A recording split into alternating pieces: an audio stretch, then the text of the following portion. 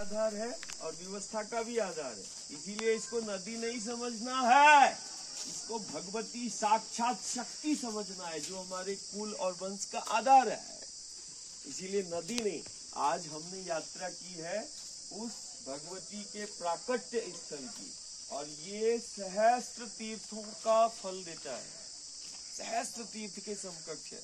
जो उद्गम की यात्रा करता है असाधारण सकारात्मक दैवी ऊर्जा, तो इसको पत्थर पेड़ पहाड़ मत देखो, इन्हीं पेड़ पहाड़ों में अपने देवता को देखो।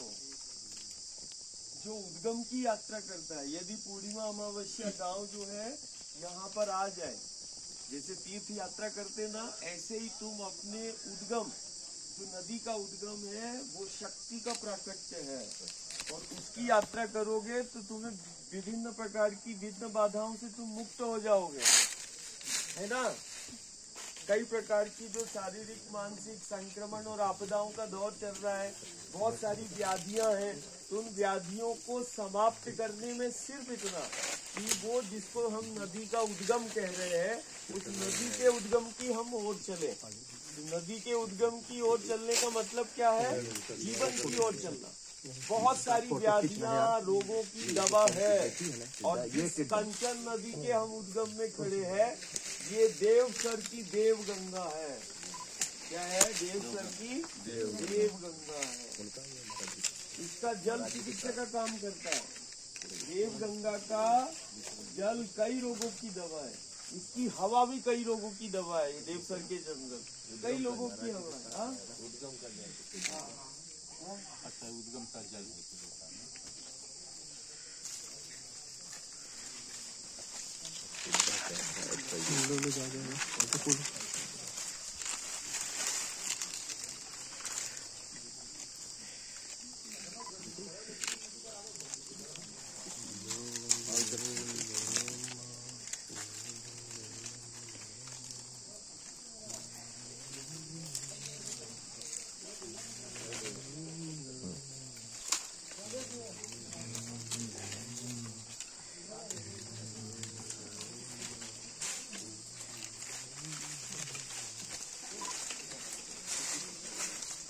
इसका मतलब सिंगरौली, श्रृंगी और मतंग की तपोस्थली। श्रृंगी श्रभंगी ऋतिकुंडी नंदिकेश्वर संयुतम, हेरंब मंजुष्कंद सिंह अभंग शक्ति समन्वितम, योगींद्र वंदित चरण पंकज नर्मदा तट भूषणम। इसका मतलब जो नाल के अंदर आहार के रूप में माँ का जल आ रहा है, इसका मतलब है यहाँ गुप्त है, ये गुप्त गंगा, ये गुप्त गंगा है, देव गंगा, देवसर की देव गंगा जिसको हम कंचन कहते हैं। इसका में मतलब माई का असाधारण शक्ति। पहली बार सिंगरौली मतलब जो महर्षि श्रृंगी का है, जो श्रृंगी श्रभंगी ऋतिरतुंडी नंदिकेश्वर संयुतम, ये रंभ मंजुष कंद संग अभंग शक्ति समन्वितम, योगेंद्र वंदित चरण पंकज नर्मदा तट भूषणम, और प्रणवत नवत पूजन करत बहुजन्म कृतगत। मतलब इन वनों में उस आदि शक्ति भगवती के ध्यान करते हुए कई जन्म हो गए उन देव आत्माओं के, और ये देव आत्माओं का वो देवसर के ये आसपास का जंगल है, जिसकी ध्वनि चिकित्सा का काम करती, जिसका जल चिकित्सा का काम करता। यहाँ पत्थर से चिकित्सा हो जाएगी। यहाँ ये जो शिलाएं हम देख रहे हैं, ये असाधारण ऊर्जा का स्रोत है। उद्गम स्थल के आसपास की जो भी शिलाएं, पत्थर, ये सब है, ये असाध्य से असाध्य रोगों की दवा है। हम सिर्फ गांव से इतनी प्रार्थना करते हैं कि अपने उद्गम की ओर तुम चलो। जैसे उद्गम की ओर आना मतलब जीवन की ओर आना।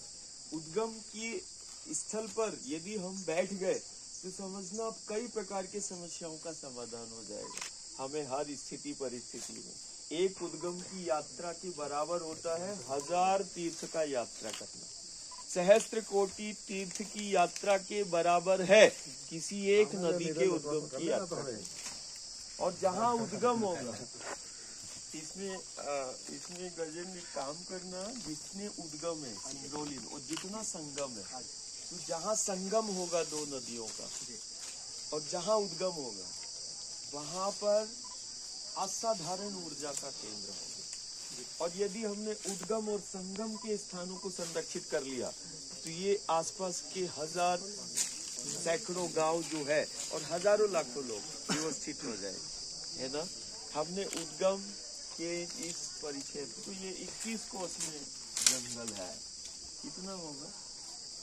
ज्यादा किलोमीटर बता दो। नदी तो 42 किलोमीटर से 40 किलोमीटर से मैं याद मिलेंगे। मैंने 21 कोस बोला, एक कोस में 2 किलोमीटर 2.5 किलोमीटर।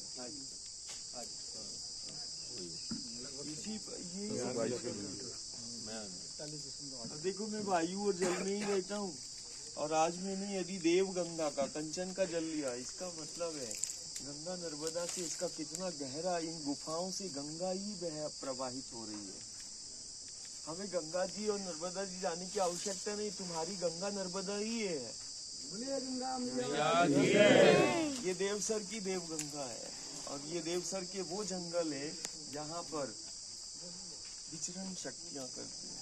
सिर्फ यहाँ गांव पूर्णिमा अमावस्या ऐसा यात्राएं कराओ, ये उद्गम स्थल की यात्राएं प्रारंभ कराओ। जैसे मैया का नर्मदा का परिक्रमा होता, वैसे एक गांव जो है, एक गांव आज 5 गांव उद्गम की यात्रा करेगा। हम लोग सुनहरी लेके जाते हैं। ये ग्राम पंचायत कौन है? जहाँ